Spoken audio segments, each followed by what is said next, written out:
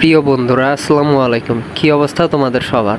আজকে কাজের উদ্দেশ্যে ফতুল্লা আসা হয়েছিল, তো ভাবলাম একটু ফতুল্লা হাটটাও ঘুরে যাই। বেশ কিছুদিন ধরেই আমি ফতুল্লা হাটে আসার চিন্তা ভাবনা করছিলাম, কিন্তু সময় ও সুযোগ মিলছিল না। আজকে যেহেতু মিলে গিয়েছিল, তাই ভাবলাম একটু ঘুরে যাই, দেখে যাই। তো আমি প্রথমেই আপনাদের সবাইকে একটু জানিয়ে রাখতে চাই যে এই হাটটি শুধুমাত্র মঙ্গলবার বসে। তো আপনারা এই ফতুল্লাতে মঙ্গলবার আসলেই এই হাটটি দেখতে পাবেন। তো এইখানে আসার পর আমি যেটা লক্ষ্য করি যে এইখানে কবুতর এবং হাঁসের সংখ্যাই বেশি ছিল, অর্থাৎ কবুতরের বাচ্চা থেকে শুরু করে বড় কবুতর এবং হাঁসের বাচ্চা থেকে শুরু করে বড় হাঁস এবং বিভিন্ন প্রজাতির হাঁস ছিল, হাঁসের বাচ্চাও ছিল।